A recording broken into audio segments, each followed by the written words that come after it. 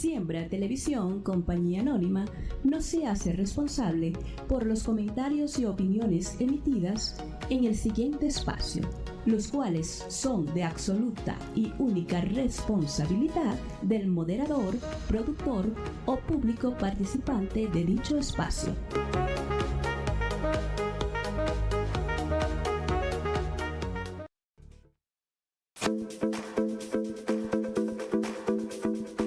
Programa de opinión con elementos de lenguaje, salud, sexo y violencia tipo B, que puede ser presenciado por niños, niñas y adolescentes bajo la supervisión de madres, padres o responsables.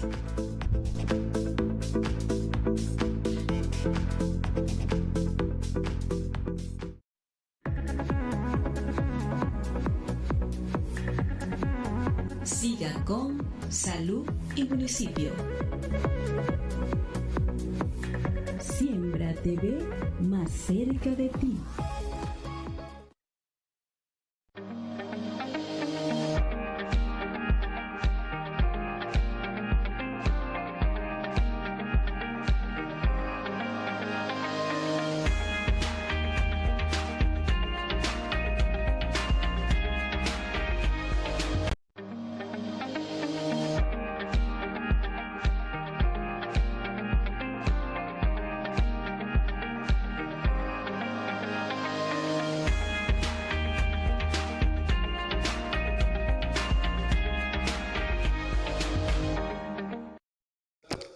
Muy buenas noches, estimadas amigas, estimados amigos. Bienvenidos a su programa Salud y Municipio. Hoy es miércoles 3 de junio del año 2026. Como siempre, como es habitual, como debe ser, como es justo y necesario, lo primero.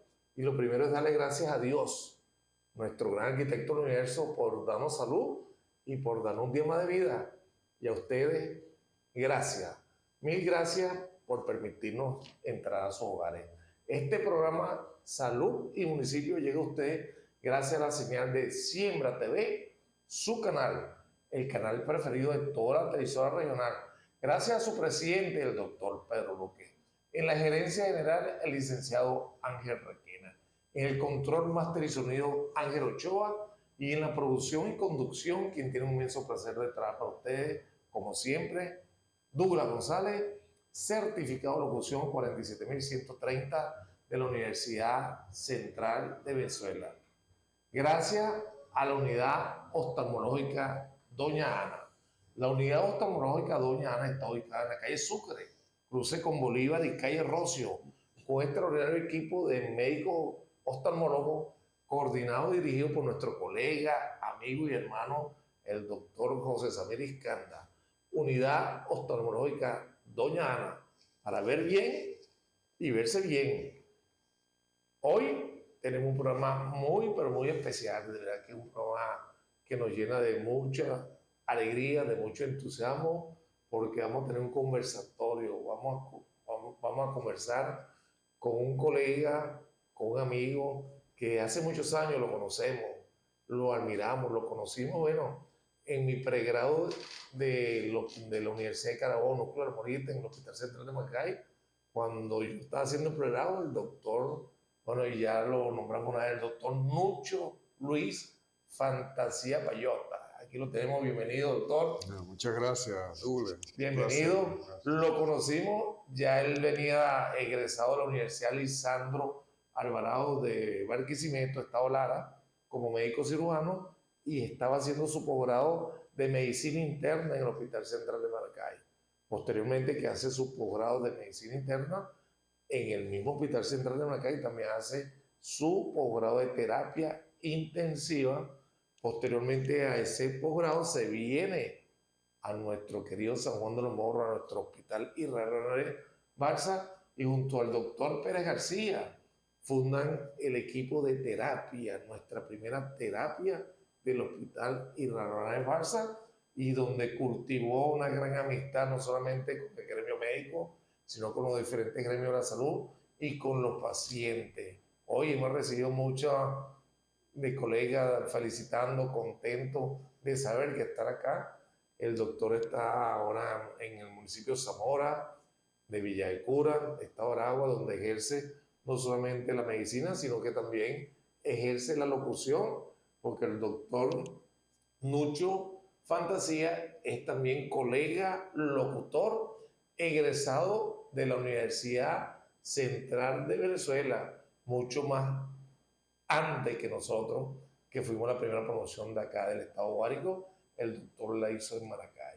Bueno, de verdad que para nosotros un verdadero honor, para el gremio médico es un honor conversar hoy con uno de sus predilectos amigos, apreciados y queridos, de esos médicos que se ganan el cariño, el respeto, la admiración, no solamente por su conocimiento, por sus don de ser, por ser gente especial, y para nosotros un verdadero orgullo, y la familia de Siembra TV así también lo manifiesta. Bueno, doctor, su salud inicial. Bueno, en primer lugar agradecido contigo, Douglas, por la receptividad que has tenido y el honor de invitarme a tu prestigioso programa. Años en la televisión, podría decir yo un decano de los programas de salud en Guárico en cuanto a la orientación de salud que das en tu programa, donde has invitado personajes muy valiosos del acontecer de salud de San Juan de los Morros. Gracias, Douglas, y para mí también es un honor estar aquí presente contigo y conversar y orientar al público sobre los problemas de salud, que es nuestra fundamental misión de vida. Así es. Bueno, vamos a conversar con el doctor. Bueno, con el doctor se puede hablar tantos temas. Hemos cogido uno muy específico porque hemos hablado de un tema que es una primicia, que nunca lo hemos tratado. Aquí hablamos de leptospirosis. Hicimos varios programas de leptospirosis. Hemos hablado de, bueno, diferentes, hemos hablado del ébola, hablamos del COVID.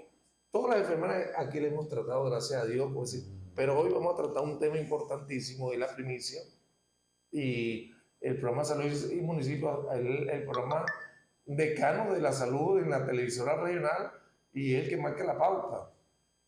Vamos a hablar de hantavirus, de verdad que vamos a hablar de hantavirus, que es muy poco conocida, muy poco tratada, y nosotros vamos a aprovechar al máximo con el doctor. Doctor, ¿qué podemos decir del hantavirus? Sí, este es un virus que salta a la palestra básicamente en estos últimos meses, últimas semanas, producto de la intervención de un barco que venía desde Argentina en un crucero internacional y se detiene en España por la presencia de 2 pacientes que contrajeron la enfermedad. De ahí surge el boom del hantavirus, inclusive el pánico, como tenemos recientemente una piel muy fresca del COVID, todo ese pánico que produjo el COVID se correlacionó rápidamente este virus con una probable segunda pandemia que pudiera ocurrir. En ese sentido, la Organización Mundial de la Salud y muchos especialistas comenzaron a analizar la situación del hantavirus, y es un virus que se conoce desde el año 1950.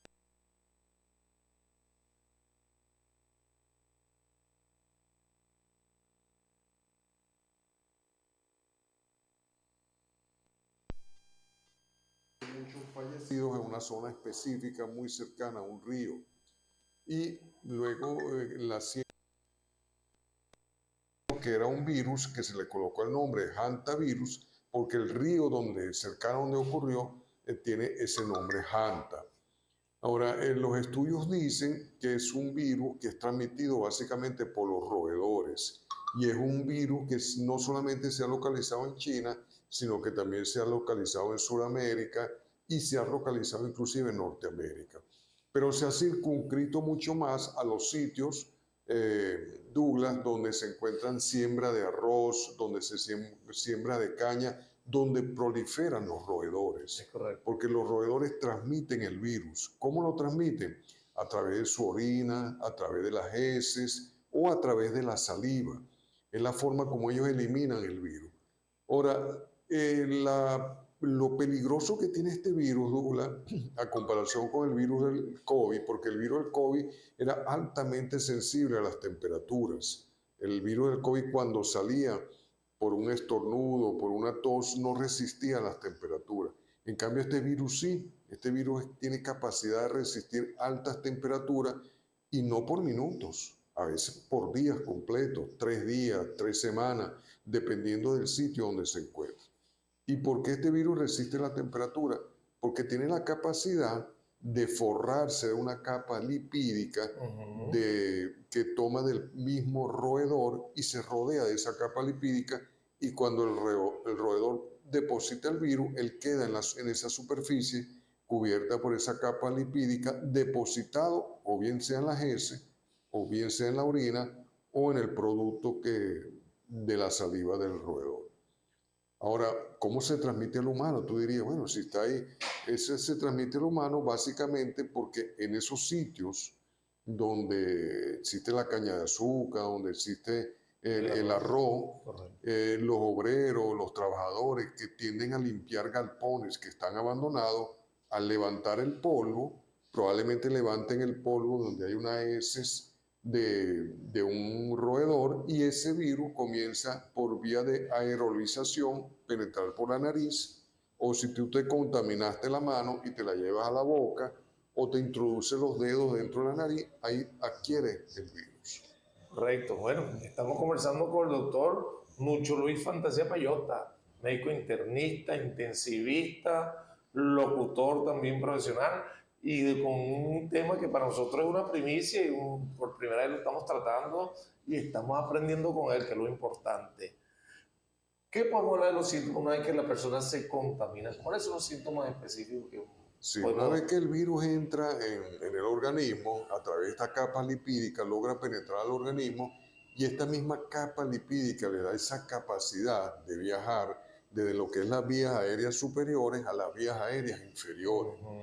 El primer síntoma que nosotros debemos sospechar, básicamente, es cuando el paciente presenta una fiebre aguda, una fiebre brusca, que de repente estaba bien y de repente presenta una fiebre, una temperatura elevadísima que produce dolores musculares, decaimiento, inapetencia, y aquí es donde el paciente deja de comer, deja de ingerir líquido y se deshidrata, sumado a la alta temperatura que está presentando.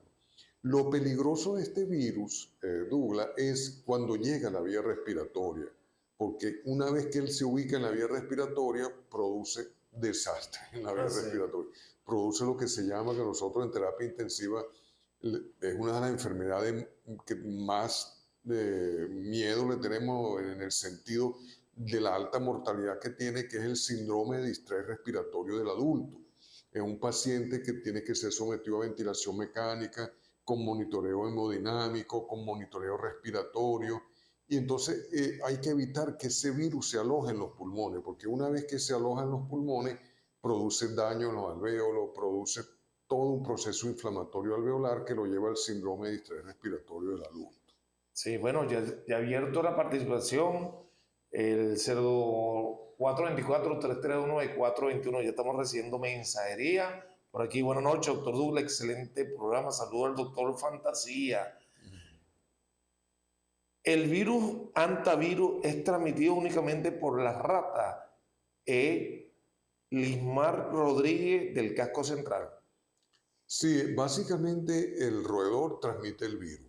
Luego se han visto casos de humanos a humanos, y ese fue el caso que se presentó en Argentina. Generalmente, para que exista una transmisión de humano a humano, tiene que ser un contacto muy cercano. O sea, no es como el virus COVID-19, que por un estornudo, por una tos se transmitía.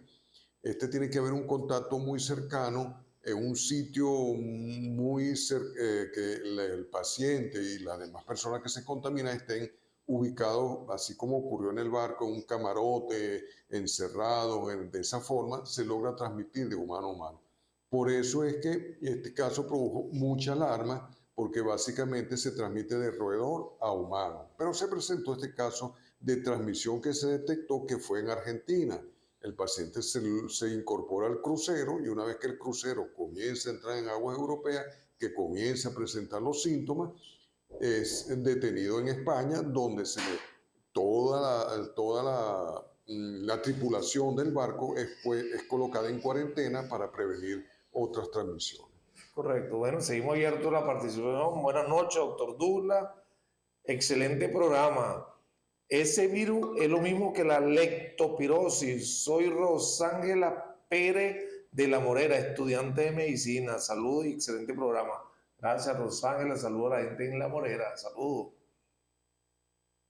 No es igual que la leptospirosis. Este es un virus. La leptospirosis es otro tipo de patología que tiene otro tipo de connotación. Esto básicamente es completamente diferente a la leptospirosis. Es más, recuerda que la leptospirosis produce otro tipo de patología y otros órganos blancos que ataca, y este básicamente ataca el órgano respiratorio. Claro, si el virus entra en una persona que previamente tiene una cardiopatía, el problema del síndrome de estrés respiratorio del adulto va a complicar la cardiopatía, va a producir una insuficiencia cardíaca derecha y por lo tanto todas sus consecuencias. Es correcto. ¿Qué tan peligroso es el virus? Vamos a hablar. Sí, el virus es peligrosísimo en el sentido de que tiene una altísima mortalidad si se logra ubicar en el sistema respiratorio. Si el paciente tiene comórbidos importantes como diabetes mellitus, hipertensión, cardiopatía, anciano, con dificultad para desplazarse, para ubicarse en un sitio adecuado, tiene una altísima mortalidad. Y también tiene una altísima mortalidad mientras el paciente esté más lejos del centro hospitalario. Mientras el paciente no se le den las primeras medidas importantes, básicas para evitar su ubicación en las vías respiratorias, tiene una altísima mortalidad en ese sentido. Qué bueno, seguimos abiertos a la participación. Buenas noches, doctor Douglas, Dios lo bendiga. Lo felicito por su excelente programa. Saludos y bendiciones para usted y el doctor Fantasía. Es nuestra querida amiga Carmen de 14 de marzo. Bueno, Carmen, tú siempre en sintonía, fiel, bueno, todos los miércoles sintonizando tu programa Salud Municipio. Gracias por tu participación, te queremos mucho. Esperemos que sigas mejorando. Nos saludas también siempre a Marely, nos saludas a Marely, que siempre está en sintonía contigo y pendiente de nuestro programa. De verdad que un saludo cordial, salud y bendiciones a nuestra gente allá en 14 de marzo. Desde el punto de vista preventivo, ¿qué podemos hablar de esta patología? Desde el punto de vista preventivo, lo que tenemos que hacer es básicamente atacar al roedor. Mantener, ¿cómo atacamos a un roedor? Bueno, manteniendo la higiene lo mejor posible en nuestras casas, en nuestros centros donde nos desarrollamos, en estos sitios de siembra de arroz y de caña de azúcar, igualmente mantener la mayor prevención posible. Ahora, existe también una prevención que debemos tomar y es muy importante, Douglas. Yo hice una campaña en Villa de Cura sobre los grupos senderistas, los grupos de caminantes. Los grupos senderistas, los grupos de caminantes, bueno, yo soy senderista, pertenezco a un grupo allá en Villa de Cura, tenemos que tener muchísimo cuidado de no penetrar en zonas boscosas que existen muchísimos árboles caídos, porque ahí se aloja el roedor. No penetrar en cuevas cerradas, en espacios cerrados, porque ahí se aloja el roedor. Tratar de mantenerse en los caminos que están marcados, básicamente, no realizar inventos, no, vámonos por esta ruta que no ha sido explorada y vamos a descubrir una ruta. No, vete por la ruta por donde todo el mundo se va y por donde todo el mundo regresa. No te pongas a inventar rutas. Trata de llevar tapabocas. Si es necesario atravesar un sitio de eso, atravesarlo con la máxima protección posible, que es el tapaboca. Y tratar de evitar tocar sitios donde se puede haber excrementos de rata o orina de rata. Los obreros, los trabajadores, las personas que se encuentran haciendo limpieza en estas zonas de caña de azúcar, donde siembran caña de azúcar o arroz, utilizar tapabocas y utilizar guantes para poder prevenir esta situación. Y la otra prevención importante es a los primeros síntomas que se presenten de esa fiebre brusca, de esa fiebre aguda, y luego comienza a presentar cansancio, asistir inmediatamente al centro hospitalario especializado más cercano que tú tengas. Es correcto. Bueno, con estas medidas preventivas tenemos que estar pendientes y de verdad Aquí también en el municipio de Rocio hay grupos de senderismo, Sí. hay gente que practica en el Cerro Santa Rosa, en el Cerro Platillón. Priamán, en el Cerro Platillón. Sí. Y bueno, y de verdad que hay que tomar todas estas medidas que está dando y estas orientaciones que está dando el doctor Nucho Fantasía. Seguimos abiertos a la participación por aquí. Ya va. Aquí en Venezuela hay estadísticas de ese virus. María Oromoto Rodríguez del Casco Central. En Venezuela actualmente no existen estadísticas de ese virus, pero sí está en la parte epidemiológica, está en alerta, sobre todo en los estados portugueses, en los estados de los llanos, donde existen estas siembras de arroz y estas siembras de caña de azúcar, aquí mismo en Aragua también. Sí. Pero hasta el momento no se ha presentado ningún caso. Ningún caso. Bueno, estamos conversando con el doctor Nucho Fantasía, médico especialista en medicina interna, en terapia intensiva también, y locutor también profesional. Va a transmitir el mundial. Esa primicia no la puede dar, doctor. ¿Cómo no? Vamos a transmitir el Mundial de Fútbol en Villa de Cura a través de una radio de la localidad que se llama Elite Plus 96.9 FM. Ya estamos a 7 días de inicio del Mundial. La próxima semana, el día 11, comenzamos el Mundial con el primer juego México-Sudáfrica. Lamentablemente para mí no clasificó Italia. Y bueno, pero ahí estamos. Y Italia, que fue una potencia, ¿verdad? Sí, tres campeonatos mundiales, los últimos 3 campeonatos no ha clasificado. No ha clasificado, que un mundial sin Italia no es un mundial. Así se dice. Sí, sí. Un mundial sin Italia no es un mundial. Así decía mi papá también. Sí. Entonces, bueno, el tratamiento de esta patología, doctor. El tratamiento básicamente, Douglas, es tratar las complicaciones, evitar llegar a las complicaciones. ¿Cómo evitamos llegar a las complicaciones? En las primeras etapas, sobre todo en la etapa de fiebre, tenemos que hospitalizar al paciente, colocarle adecuada hidratación, manejar sus comórbidos. Si es diabético, se descompensa la glicemia bárbaramente. Tenemos que vigilar la glicemia, tenemos que vigilar la presión arterial, la frecuencia cardíaca y establecer toda esa etapa. Una vez que logra el paciente superar la primera semana, los primeros 5 días, hospitalizado, con vigilancia constante, con una adecuada hidratación y tratamiento de sus comórbidos, ya las probabilidades de que presente un síndrome de distrés respiratorio del adulto son muy bajas. Si llega a presentar un síndrome de distrés respiratorio del adulto, lo primero que debe ser este paciente ingresado en terapia intensiva, colocarle su ventilación mecánica y en terapia intensiva tomar las medidas adecuadas para evitar las complicaciones cardíacas y renales que se pueden presentar.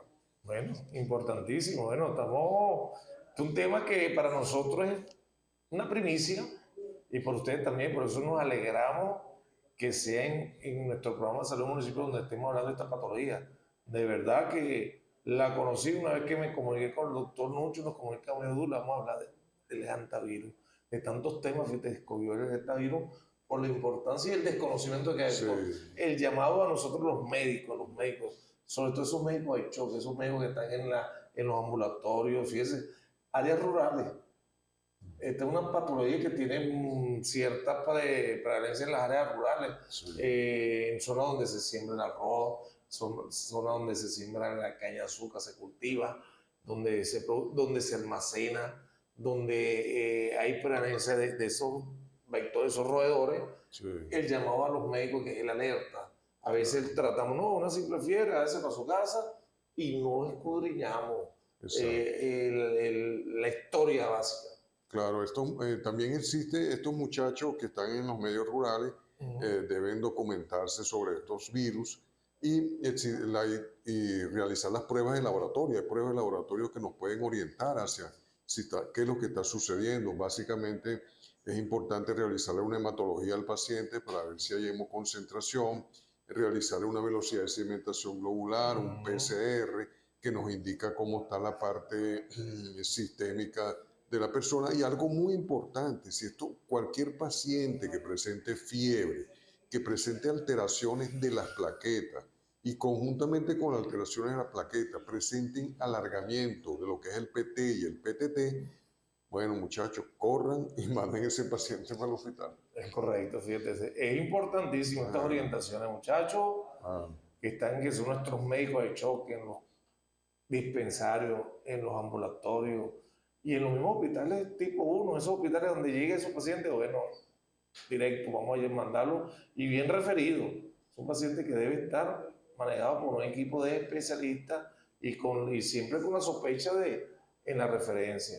Claro. Y en el estudio, cuando se está haciendo la historia, en su vivienda hay roedores, donde usted trabaja hay roedores, en su sitio de trabajo, de dónde es el sitio donde trabaja, siempre hay que tener esa pesquisa, hay que hacer esa pesquisa, es importantísimo. De dónde viene, de dónde procede el paciente y cuál es su trabajo, cuál es su medio ambiente. Claro. Es correcto. Bueno, ¿algo más sobre este virus, doctor?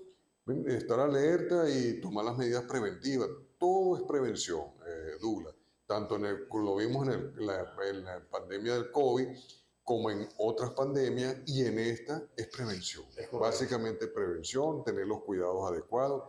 Yo realicé una infografía para los caminantes y los senderistas, te la voy a enviar. Perfecto. Para que tú la difundas a los grupos de aquí, las medidas que debemos tomar en cuenta para poder evitar el contagio. Y básicamente si tomamos una prevención adecuada, esa prevención nos va a evitar males posteriores que son mucho más costosos y con mucha más morbimortalidad. Es correcto, y siempre, generalmente, el grupo de senderismo son personas jóvenes, sí. Son personas, y fíjate, en la edad productiva, bueno, hay que evitar este tipo de patologías. De verdad que, bueno, sobre este tema, bien contento, estamos adquiriendo conocimientos, tenemos que seguir reforzando estos conocimientos, y para esto, estos programas. Y ustedes, vecinos, también, hacer la alerta, el llamado a la dirección de salud, vamos a denunciar en las viviendas los roedores. De repente usted ataca a sus roedores, pero el vecino no. Entonces, donde hay roedores, bueno, se pasan, ¿no? Y una higiene con los alimentos, lavar bien los alimentos, las frutas que se adquieren en los mercados, en las fruterías, lavarlas bien, no conformarnos que agarrar, llaman la bolsa y una vez que llegan a la casa a consumirla. Tenemos que estar pendientes porque en muchos establecimientos existen los roedores. Igual que los enlatados. Eso te iba a decir, sobre todo los enlatados, Douglas, que duran meses en un sitio y probablemente por ahí pase un roedor y deje su orina, o deje su saliva, o deje sus heces. Entonces, lavar bien los enlatados antes de destaparlos. Es correcto. Antes de destaparlos, lavarlos bien y con abundante agua. Agua, solamente agua, pero lavarlos bien antes de destaparlos. Qué bueno. Bueno, ahí estamos. Bueno, al doctor Nucho tenemos que aprovecharlo. Tenemos que aprovecharlo al máximo. De verdad que bien contento con la presencia del doctor. Vamos a hablar de la hipertensión, el ejercicio en los hipertensos. Interesante. Ahí eso es para nosotros, los hipertensos. Claro, Douglas, el ejercicio en la hipertensión es algo, como yo le digo a mis pacientes en la consulta, la pastilla no lo es todo. ¿Cuál es la pastilla? No, ven acá. La pastilla no es todo en la hipertensión. Para uno tratar una hipertensión tiene que cumplir varios pasos. Y les digo a mis pacientes, el primer paso es la dieta. Tienes que acostumbrarte a una dieta, a evitar las grasas, los aceites, la fritura, a incorporar en tu dieta verduras, frutas, vegetales. No vas a dejar de comer carne, pero prepara la carne a la plancha, no la prepares enchumbada en aceite. O sea, la dieta. El segundo paso importantísimo es donde entra el ejercicio. Ahora, el ejercicio no es que vas a salir corriendo mañana a trotar 20 kilómetros. No. Y generalmente yo a mis pacientes cumplo las pautas que dicta la American Association de Cardiología, donde dice que tenemos que mantener en un paciente hipertenso en las primeras etapas unos 150 minutos de ejercicio a la semana. ¿Cómo puedes tú distribuir estos 150? No es que un solo día vas a hacer 150 minutos, no. Yo a mis pacientes se los distribuyo en 5 días a la semana, 30 minutos. Vamos a pedirte 30 minutos de tu día para que realices caminatas sencillas. Realiza caminatas sencillas de 30 minutos en sitios planos, sin llevar un sol muy extremo, en horas frescas y mantenerlas constantemente. Esos 30 minutos que sean constantes. Ahora, si tú sales a caminar y cada rato te paras a hablar o te paras a ver una vidriera, no estás haciendo ejercicio. Es correcto. Entonces, a mis pacientes generalmente los coloco 3, 4 semanas en ese plan. Una vez que han cumplido ese plan de 150 minutos, 30 minutos por 5 días, descansa 2 días, pasamos al siguiente plan, que es el plan de alcanzar la hora de ejercicio. ¿Cómo vamos a alcanzar la hora de ejercicio? En forma progresiva, 40 minutos, 50 minutos, hasta que lleguemos a 60 minutos. Una vez que llegamos a 60 minutos, el paciente puede descansar un día 60 minutos, otro día descansa, un día 60 minutos y otro día descansa. Así también por un mes.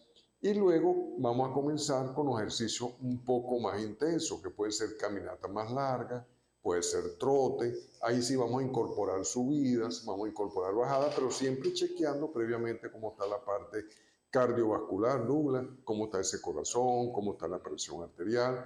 Importante saber cómo están tus lípidos, cómo está tu colesterol, tu triglicéridos.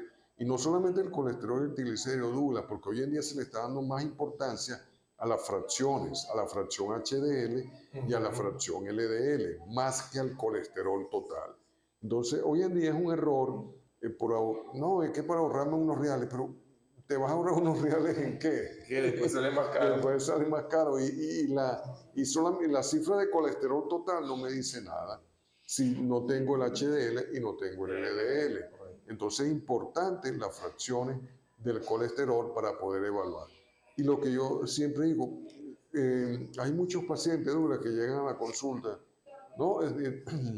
¿Estás controlada tu tensión arterial? Sí, yo estoy controlado. ¿Estás tomando tratamiento? Sí, yo estoy tomando tratamiento. Ah, pero ¿cuánto tiempo tiene ese tratamiento? Tengo como 10 años. No estás controlado. Ningún tratamiento de la presión arterial dura 10 años, por el amor de Dios. ¿Y cómo te controlas te hacen tu electro, te hacen tu placa? No, yo voy al ambulatorio y me toman la tensión. Eso no es control. El control es que vayas a tu médico de confianza, bien sea internista o bien sea cardiólogo, o bien sea un médico que tú tengas de confianza y te realice tu evaluación, tu presión arterial, tu frecuencia cardíaca, tu peso, tu talla, tus exámenes en laboratorio y te diga si ese tratamiento está funcionando o no está funcionando. Eso es el control de la hipertensión arterial, básicamente. Y últimamente los cardiólogos, los internistas controlan la tensión arterial con 2 medicamentos, ya no se conforman con uno. No, bueno, eso es también otro error que tiene mucho la población de nosotros, que quieren controlar su hipertensión arterial con un solo medicamento. Ahora, la hipertensión arterial tiene varios estadios. Tiene el estadio 1, el estadio 2 y el estadio 3, que tu médico va a saber en qué estadio tú estás. El estadio 1 tú lo puedes controlar con un solo medicamento, pero ya el estadio 2 y el estadio 3 no lo puedes controlar con un solo medicamento. Cuando tú tienes hipertensión sistólica y tienes hipertensión diastólica, es difícil que lo puedas controlar con un solo medicamento. Tienes que utilizar combinación de medicamentos. Y si tienes hipertensión estadio 3, tienes que utilizar hasta 3 y 4 medicamentos. Por eso es importante el conocimiento del médico que te está tratando para poder indicarte el tratamiento adecuado. Y el ejercicio, como te decía, es parte del tratamiento y la pastilla es parte del tratamiento. O sea, la pastilla sola no hace nada si tú no haces la dieta, si no haces el ejercicio, si no duermes 8 horas y si no baja un poco tu nivel de estrés. Esos elementos todos engranados son el tratamiento de la hipertensión, no solamente la pastilla. No solamente el ejercicio. Es correcto. Y no solamente la dieta, fíjate, hay que combatir el estrés, el dormir, Claro. el sueño, ese sueño reparador. Ese sueño reparador, exactamente. Douglas, y la equivocación que cometen muchos amigos que son senderistas, que son deportistas, es que no se controlan la presión arterial porque se sienten bien. No, yo hago ejercicio y me siento bien. Y estos son los casos que tú ves. Falleció el señor tal. Y ayer lo vi. Y ayer lo vi. Caminando, ayer estaba haciendo ejercicio. Sí. Y yo viví de cerca, Douglas, yo viví de cerca una situación con un amigo mío en Villa de Cura, senderista de nuestro grupo, de nuestro equipo. Y él era hipertenso, Douglas. Él fue a mi consulta y era un hipertenso estadio 3. Estadio 3, Douglas. Y se colocó su tratamiento y se sentía bien. Y luego se perdió de la consulta, no volvió más. Yo lo veía por ahí por los cerros y le preguntaba, ¿cómo te sientes, Rafael? Se llamaba Rafael, Dios lo tenga en su gloria. Y no, bien, pero tienes que ir a la consulta, mira, tienes tiempo que no vas. Sí, yo voy. Bueno, ¿qué pasó con Rafael? Rafael se puso a subir cerro un día, era un sábado, recuerdo yo, que estaba yo en la casa, y llegando ya a la cima del cerro, le dio el infarto. Tuvimos que salir corriendo a buscarlo allá arriba y cuando llegamos, había fallecido. Lamentablemente. No se controlaba, no se chequeaba, era hipertenso y, claro, el ejercicio, Douglas, te hace sentir bien. Es correcto. Porque tú liberas endorfinas y esas endorfinas te hacen sentir bien, te hacen sentir agradable, con confort.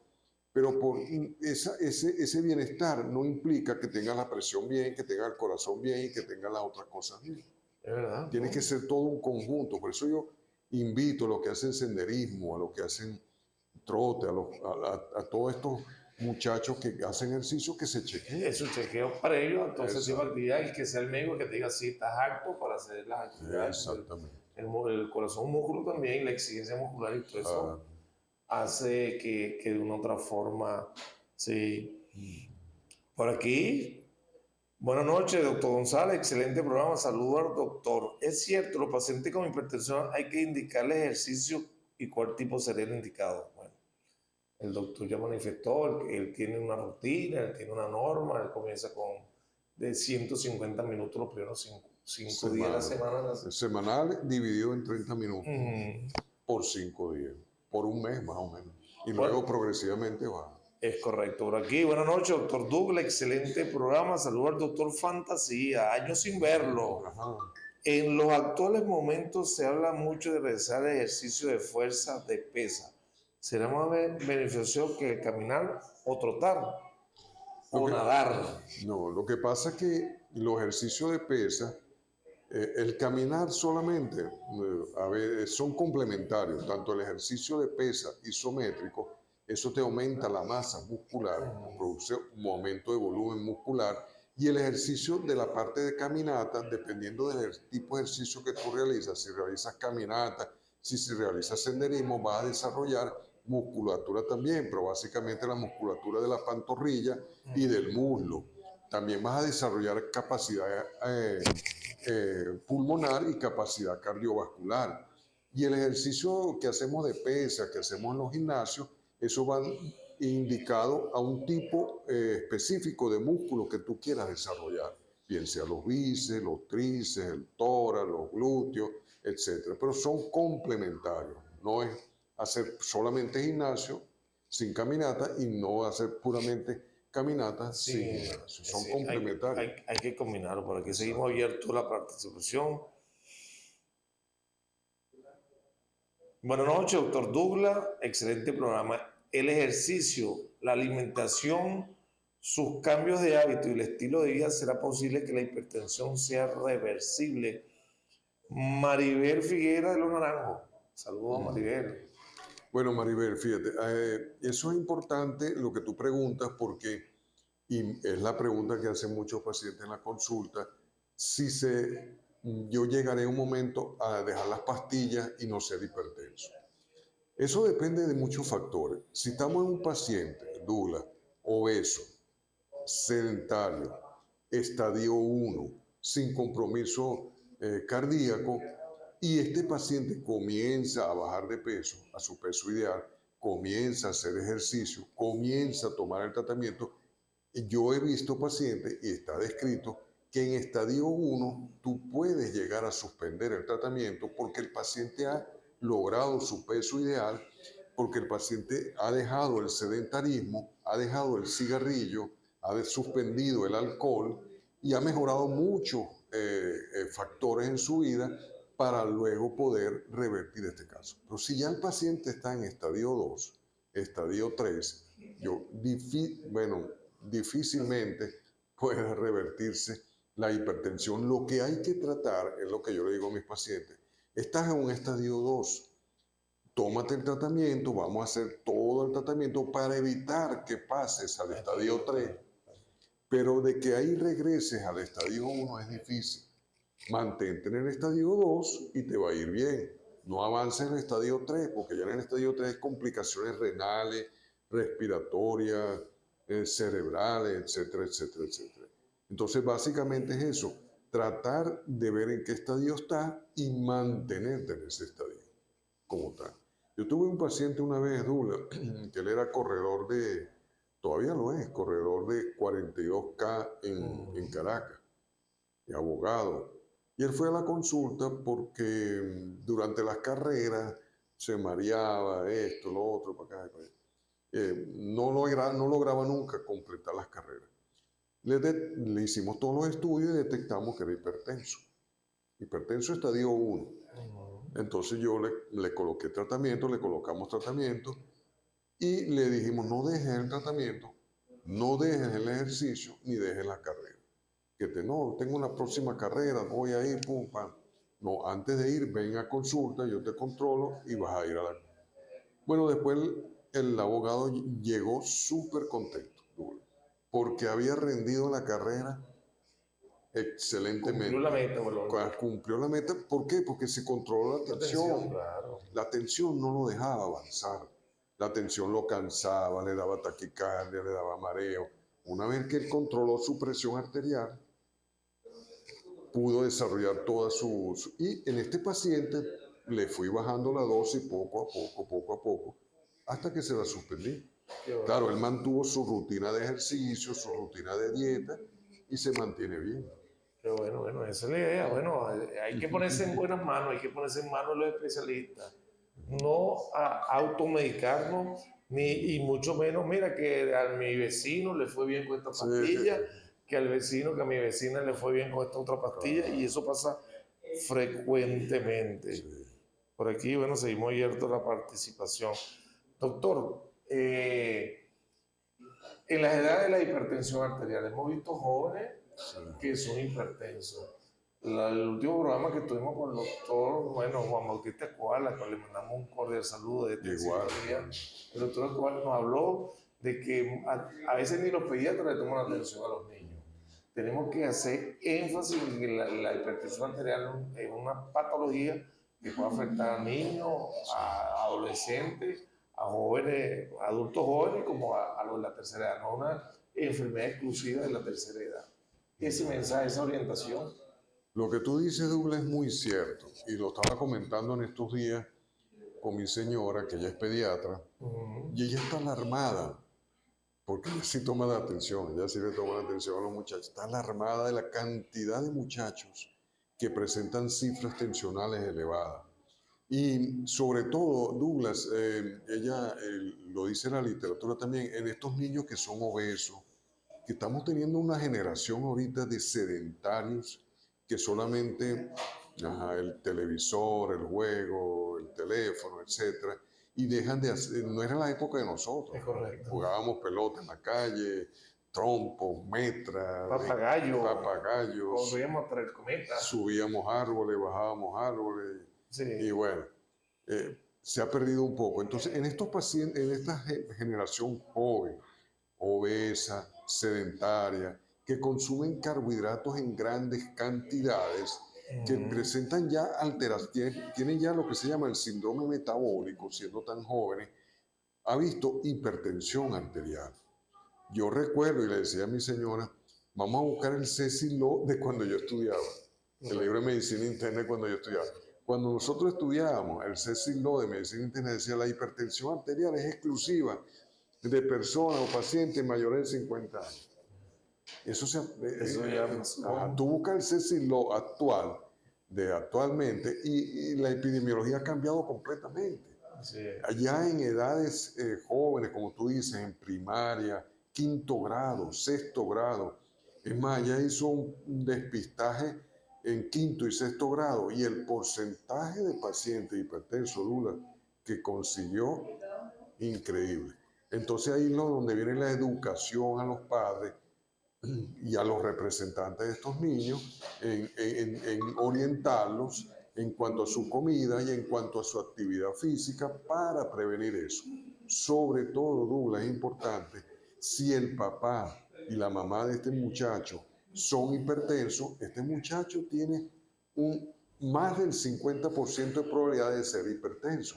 Si este muchacho es obeso, si este muchacho fuma, si este muchacho es sedentario, se la pasa todo el día sentado, sus probabilidades, dice la literatura, llegan al 70%. Y si hijo de hipertenso y diabético, si tiene antecedentes familiares directos, imagínate. Se ganó la rifa. Tiene todos los números de esa rifa. Bueno, doctor, vamos, aprovechando, vamos a hablar de los triglicéridos. Sí, cómo no.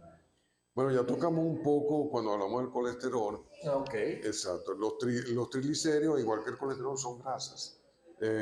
Pero la facultad que tienen los triglicéridos, que ellos se depositan básicamente en el tejido celular subcutáneo. Todos esos cauchitos que nosotros tenemos por aquí, que las mujeres tienen por ahí, esos son triglicéridos. Sí. Son triglicéridos. Y tienen una bomba, prácticamente esos cauchos que tienen, o a veces tanto en el hombre como en la mujer, esos cauchos son una bomba de grasa que tienen estos pacientes. En cambio, el colesterol, como dijimos, tiene fracciones HDL y LDL. La fracción LDL es la que te va a producir básicamente la aterosclerosis, porque es la que se deposita en las arterias y te produce la aterosclerosis. La HDL se elimina, no se deposita en las arterias. Entonces, tú puedes tener 200 de colesterol, pero tienes 50% de HDL y tienes apenas 25% de LDL, ese colesterol no es peligroso.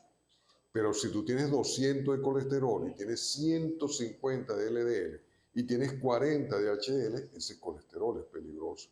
Así pasa, así se indica con los triglicéridos. Los triglicéridos es un marcador importante en el síndrome metabólico.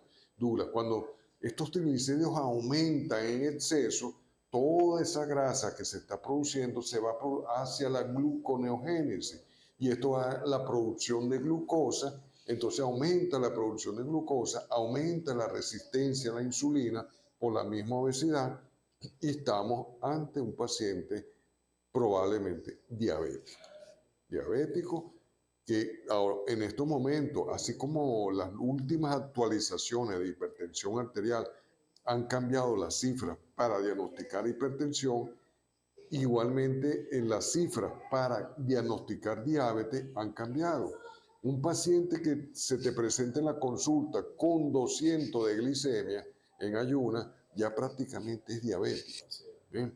Entonces un paciente que se te presenta con 90 de glicemia, 91, entra en lo que se llama el síndrome metabólico, que antes se llamaba prediabetes. Entonces ahí es donde tienes que tomar las medidas preventivas y sobre todo si ese paciente, como tú dijiste, tiene herencia de diabetes, su papá, su mamá, la primera generación, un abuelo, una abuela, pero porque de ahí para atrás se pierde la herencia. Pero en ese paciente que está marcado fuertemente por la diabetes, hay que tomar las medidas preventivas del caso y aquí caemos otra vez en la prevención. Siempre la prevención es lo que va a ayudar a evitar las enfermedades como tal. Correcto. Por aquí abierto la participación, seguimos. Aquí las preguntas.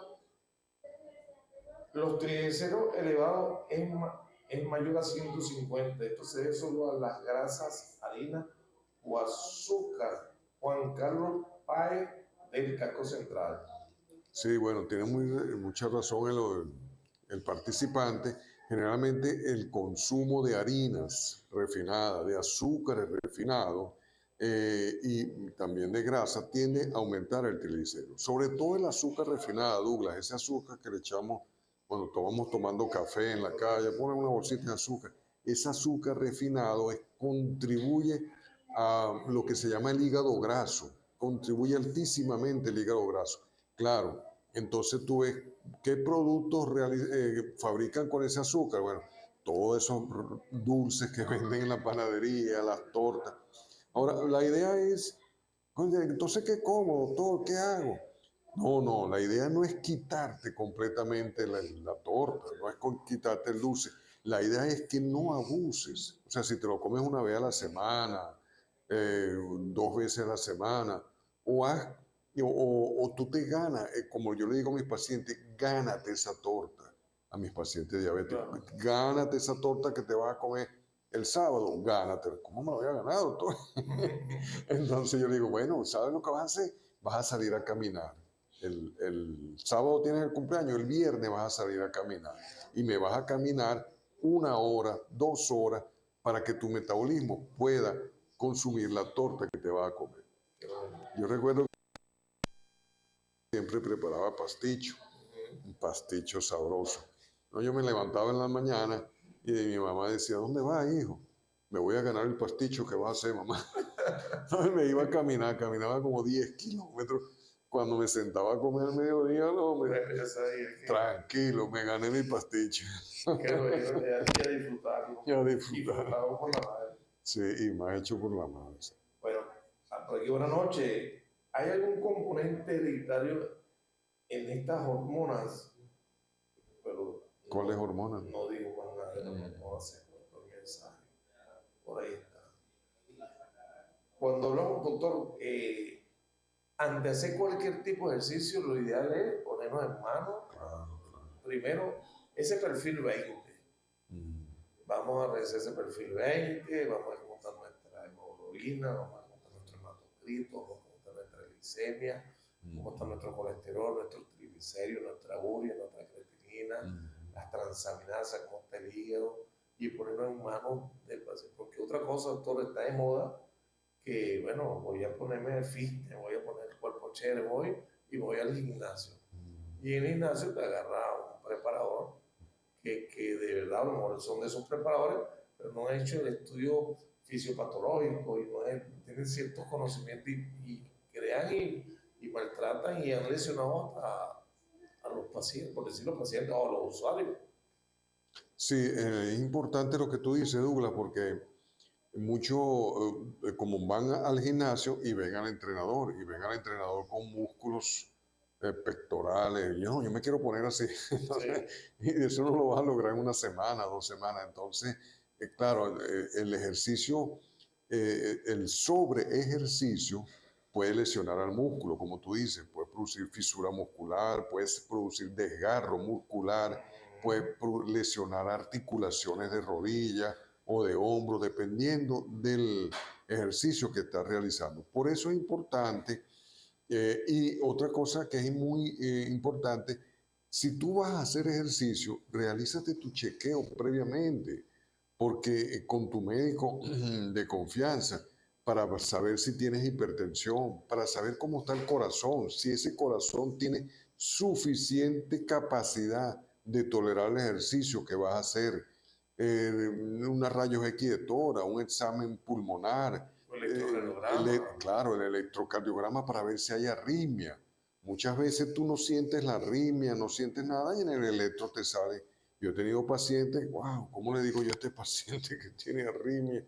Si él dice que se siente bien, que no siente nada, tengo que enseñar el electro. Mira, el electro no salió bien, aquí hay una arritmia, aquí hay otra arritmia. Y el paciente no siente nada. No, y se va a hacer ejercicio, imagínate ese paciente, se va a hacer ejercicio.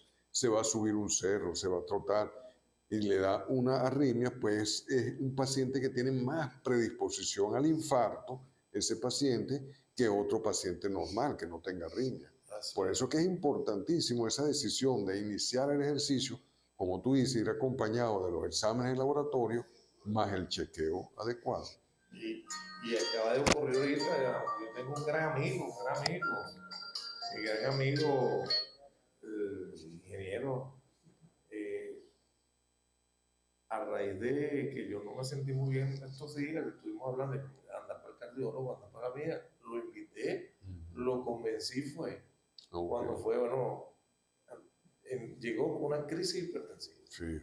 Entonces, pues no se explicaba, porque él andaba en 180, 110, y él andaba bien, entonces no entendía, y la doctora le tomó 3 veces la atención, y no, mira, esto, y entonces él llegó y todavía me dice, escucha, sería el aparato, y no, la enfermedad silenciosa, la hipertensión arterial, con la enfermedad silenciosa, andamos por ahí chévere, eso, nos sentimos mal, andamos bien, y no sé, que tenemos una bomba de tiempo, afortunadamente fue, ayer se hizo su mapa, voy a salir el programa, lo voy a llamar, porque bueno, salió encantado con la atención de la doctora Cristina González, cordial saludo a la doctora Cristina González, nuestra cardióloga también, de verdad que de maravilla y bien contentos, salieron contentos de tu atención. Sí, fíjate Douglas, lo que tú dices es verdad. A mí me ha tocado pacientes en la consulta, sobre todo Bueno, van a la consulta básicamente porque quieren tomar un vasodilatador de estos que producen erección. Entonces yo lo examino, mira, no puedes tomarlo, hermano. Tienes 200 de hipertensión. Tienes que Claro. tomar el tratamiento de la tensión. No, es que yo me siento bien, yo estoy bien, no sé qué. Entonces lo que tú dices, bueno, vas a esperar. La hipertensión es el enemigo silencioso. Correcto. Él te va destruyendo el riñón, el cerebro, el corazón y tú no te das cuenta. Vas a esperar que te dé el infarto. Vas a esperar que te dé la ACV. Ahí sí te vas a dar cuenta que eres hipertenso. Vas a esperar que te dé una vasculopatía periférica o te dañe el riñón y te tengas que dializarte. No, no tienes que esperar eso porque no da síntomas. Cuando te da síntomas es porque ya es un estadio 2, un estadio 3. Entonces no hay que llegar a esos estadios. Tienes que tratarla lo más antes posible. La experiencia me dice en la consulta que mientras tú detectes más temprano la presión arterial y le indiques tratamiento, más reversible es. Mientras más tardía la diagnostique, menos reversible es. Es correcto. Y vamos aprovechando que nos quedan todavía 5 minutos, el sedentarismo, doctor. Hay que atacar el sedentarismo ahorita con los videojuegos, con la actividad. En nuestros tiempos, nuestro juego era el trompo, la parendola, el papagayo, la cuestión con esto.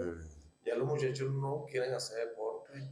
Los padres representantes andan buscando al médico porque le den una constancia de que su hijo no puede hacer deporte. Y entonces el profesor de deporte le exige, se lo maltrata, cosas como eso, porque el muchacho quiere estar metido en la computadora, quiere estar metido en el videojuego, y a la larga estamos quedando jóvenes que van a ser sedentarios. O antes nosotros nos moríamos era por hacer deporte. Sí. Sobre todo esta época cuando se cae el mundial, todos queremos jugar a fútbol. Sí, claro. Tienes razón, Douglas. El ejercicio es tan importante, Douglas, que mientras más precoz se realiza en los muchachos jóvenes, trae más beneficios. Y inclusive en los pacientes ancianos, hoy en día, el paciente anciano que menos se mueve tiene mayor probabilidad de morbimortalidad, mientras el paciente anciano presenta mayor movilidad, va a tener menos atrofia muscular y al tener menos atrofia muscular va a tener mayor capacidad de metabolizar su glucosa, de metabolizar todas sus grasas y mantener las articulaciones más fuertes. Por eso esos abuelitos que se la pasan todo el día sentados, todo el día acostados, ellos son abuelos que van a tener atrofia muscular y se van a tener dificultad para desplazarse y luego viene la caída y la fractura muscular, la fractura ósea, perdón, que eso lo va a conllevar a un encamamiento prolongado y a complicaciones múltiples que puede presentar este paciente. Ahora, por eso que el sedentarismo en todas las edades, tanto en la edad joven como en la edad adulta, como en la edad mayor, es importantísimo. El movimiento, el moverse, el caminar, haz tu diligencia caminando, haz tu en la casa, muévete, no uses el control, el aparato, todo eso. Y programa, forma grupos de ejercicio y programen sus salidas y en forma progresiva y en forma vigilada por tu médico especialista.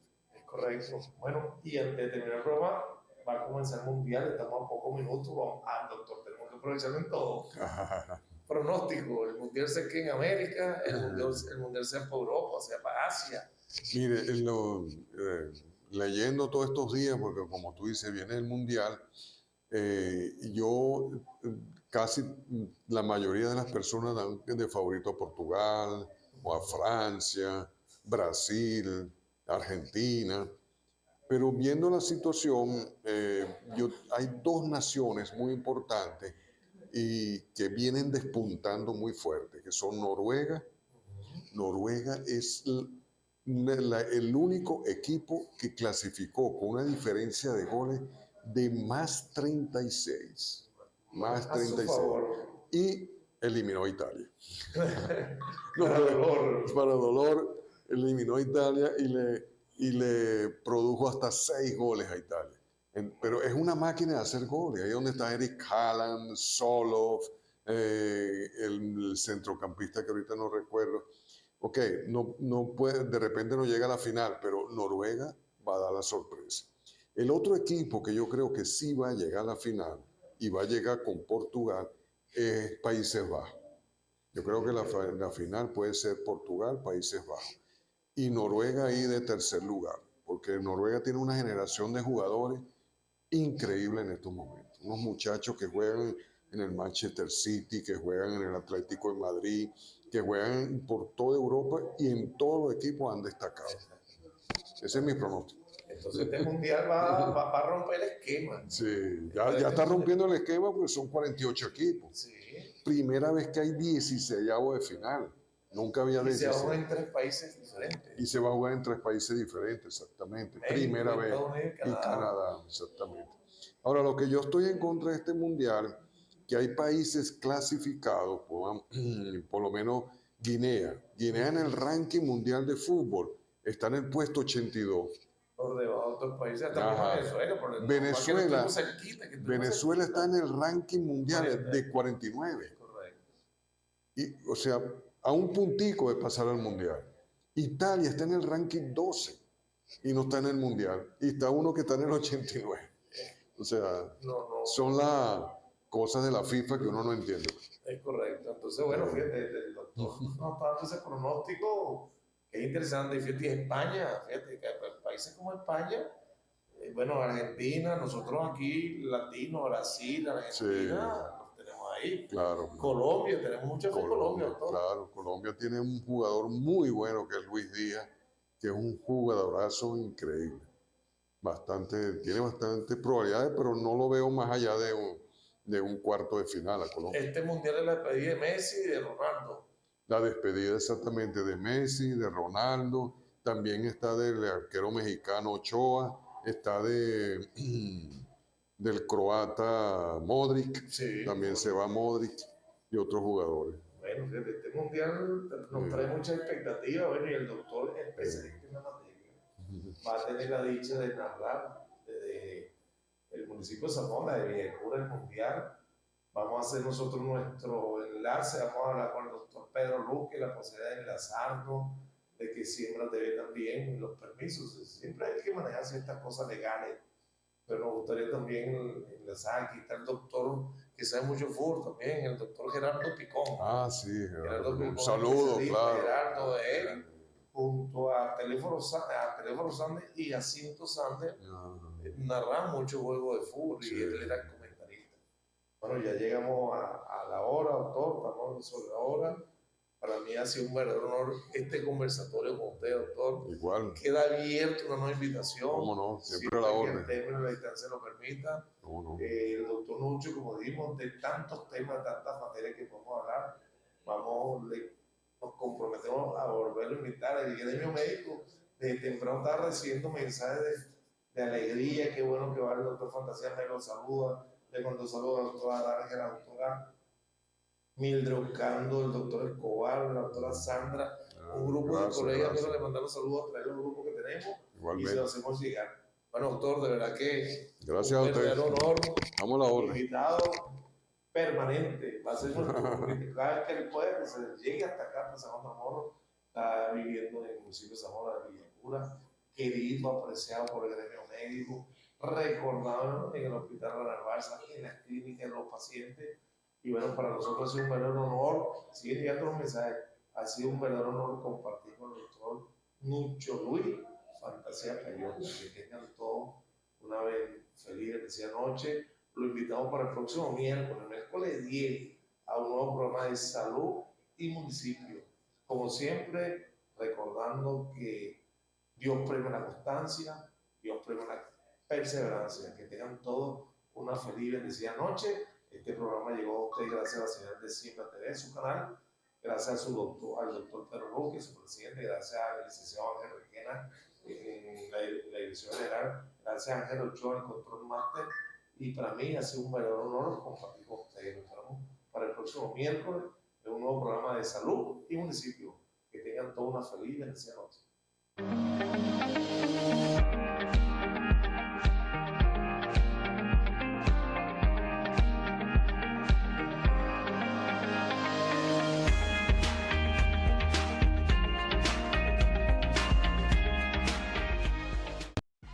El siguiente programa fue presentado a nombre de